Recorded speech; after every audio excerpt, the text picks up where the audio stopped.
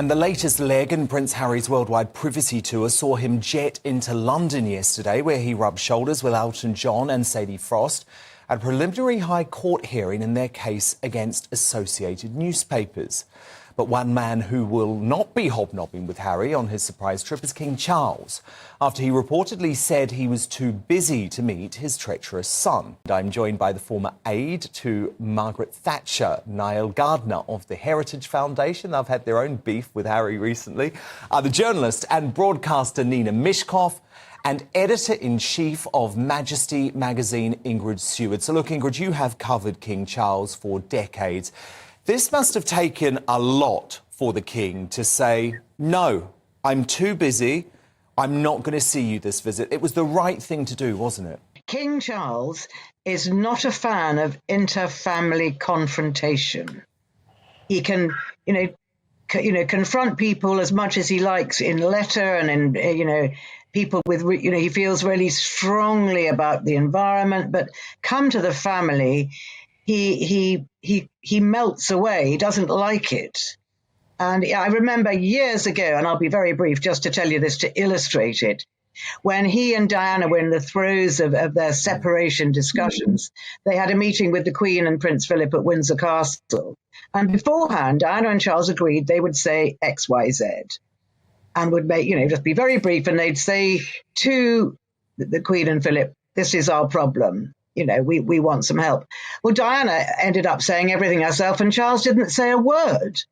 And she was furious. And when the Queen and Philip said, we want a meeting again tomorrow, she just thought, what's the point? So Charles doesn't like confrontation, especially with his darling boy, as Harry has told us he calls him.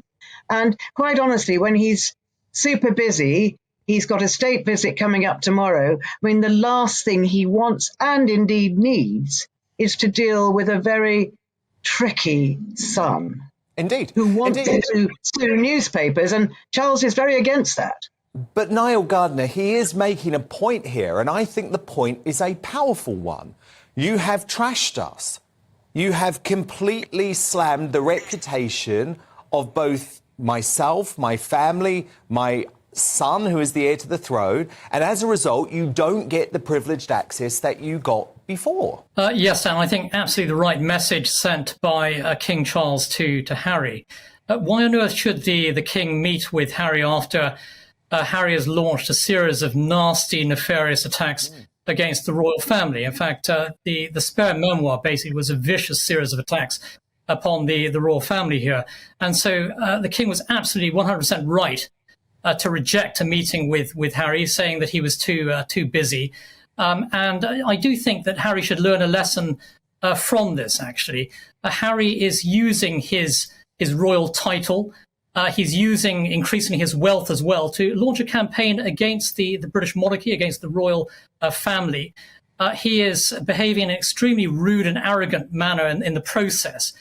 He shouldn't be given the time of day, frankly, when he comes over to the UK. He should not be frankly, invited to the coronation. And hopefully Meghan and Harry will stay away from the coronation after all of their attacks upon the royal family. So I believe Harry has behaved absolutely disgracefully. He's a hugely unpopular figure, of course, in the United Kingdom at this time. He's also increasingly unpopular in America as well. And I think the idea of Harry meeting with the King is just absolutely preposterous at this time. Nina Mishkov, that makes perfect sense, doesn't it? Why on earth should King Charles meet with Harry after he's done so many terrible things the last few months, including, by the way, Nina, revealing intimate, private conversations that they had at Prince Philip's funeral to the world?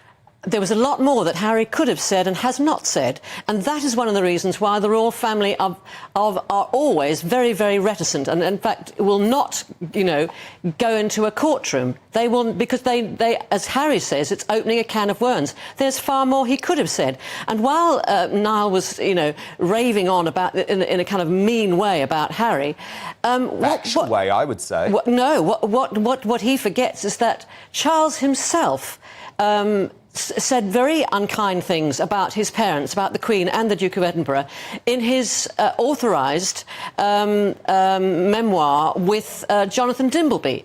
And Giles Brandreth corroborates that. It wasn't written by him, Nina. It wasn't written by him. But it was written with his... And I don't approve his words. Of what he said about the Queen and Prince Philip. I thought that was words, wrong and too, but it was not his autobiography, Nina. Giles Brandreth, who was about as close as a journalist or could be to the Duke of Edinburgh and has written his own books about that, he confirmed that. Welcome back to Royal News Daily, where the crown meets the headlines. Today, we're examining the latest debate surrounding Prince Harry following strong criticism from royal commentators who questioned whether the Duke of Sussex can rebuild trust with the royal family. As always, we'll separate verified facts, reported claims, and expert opinions so you can decide for yourself. If you enjoy balanced royal family news, don't forget to like, subscribe, and turn on notifications. Let's get started.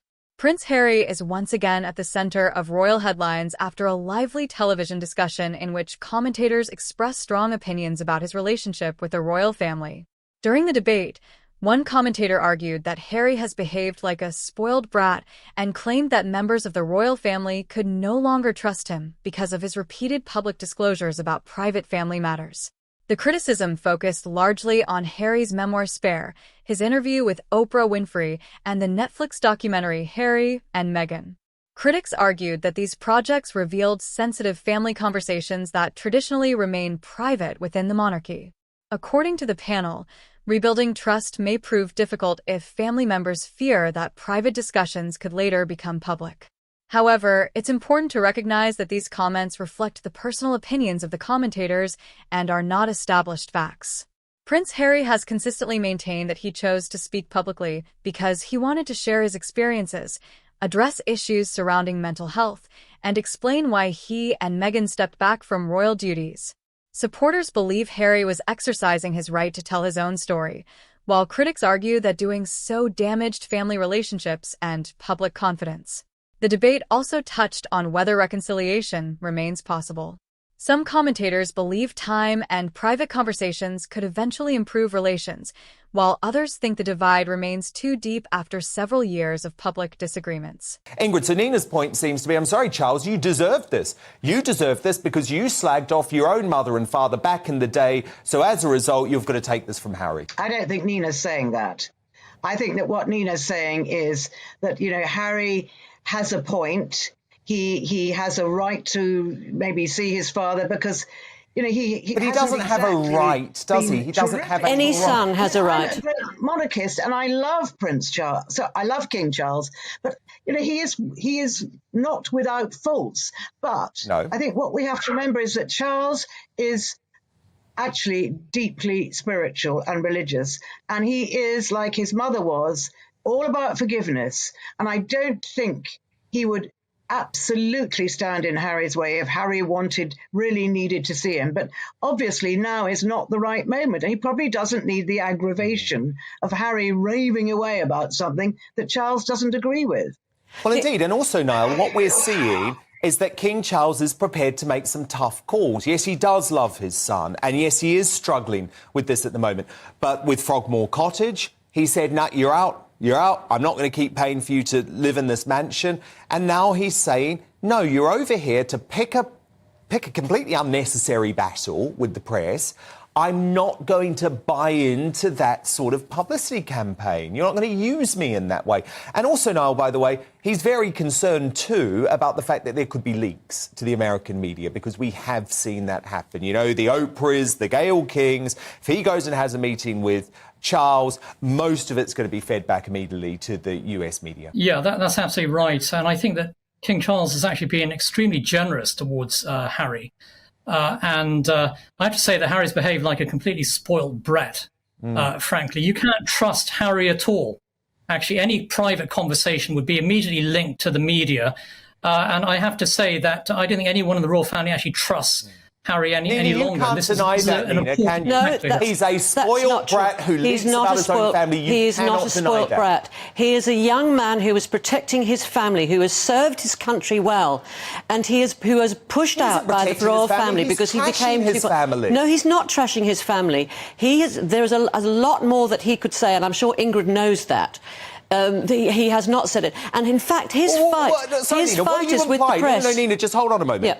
What are you implying? Because I think what you're implying is that there's some dark, dirty secrets about Charles and William that Harry could spill. And I think that's a really nefarious implication. No, it's not. Actually. It's not. Any family has secrets. Any family has secrets, and that the secrets that were told were not damaging secrets. No, the thing is, Harry's war is not against his own family. His war is against the media in this country, and his family's entanglement with the media, which means that things are compromised because they know.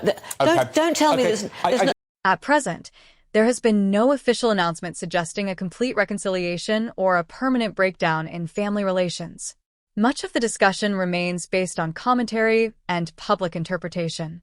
Prince Harry and Meghan Markle stepped back as senior working royals in 2020 before moving to California.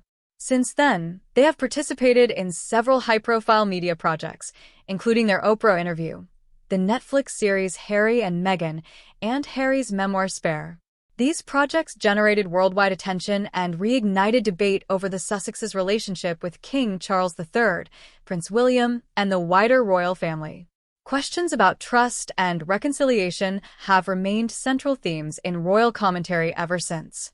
Reaction has been deeply divided.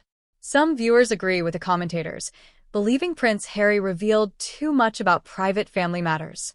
Others argue that Harry had every right to explain his own experiences and that openness should not automatically be viewed as disloyalty. Many royal watchers hope that, despite ongoing disagreements, reconciliation between Harry and his family remains possible in the future. Whether Prince Harry's actions strengthened public understanding or weakened trust within the royal family continues to divide opinion. What remains clear is that his relationship with the monarchy remains one of the most closely followed stories in modern royal history. Niall, I just want to ask you a final question because, of course, Yes. You're part of the Heritage Foundation. The Heritage Foundation at the moment is engaged in a battle with US authorities to get details of what Harry revealed to them about his drug use before moving to the US. Has there been any progress, Niall, since this went public? Well, so far the Biden administration is stonewalling on this request. I think it's in the clear public interest, actually, for US officials to make public Prince Harry's immigration application. We have to make sure that he did not receive any special treatment. Also, that he acted in a fully honest and transparent manner with regard to his application. So let's see that application in the public. And if there's nothing to hide, he should welcome that as well. Absolutely. Well, look, please keep us posted on this. It's very important. Our former aide to Margaret Thatcher, Niall Garner, part of the Heritage Foundation, alongside the journalist and broadcaster Nina Mishkov and the editor-in-chief of Majesty magazine, Ingrid Seward. But who do you agree with? Was King Charles right to snub his son during his surprise visit to the UK?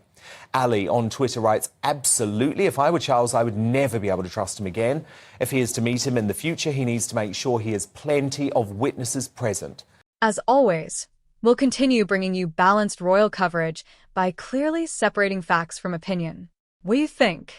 Has Prince Harry permanently damaged trust with the royal family, or do you believe reconciliation is still possible? Share your thoughts respectfully in the comments below. If you enjoyed today's update, don't forget to like, subscribe, and turn on notifications. Thank you for watching Royal News Daily, where the crown meets the headlines.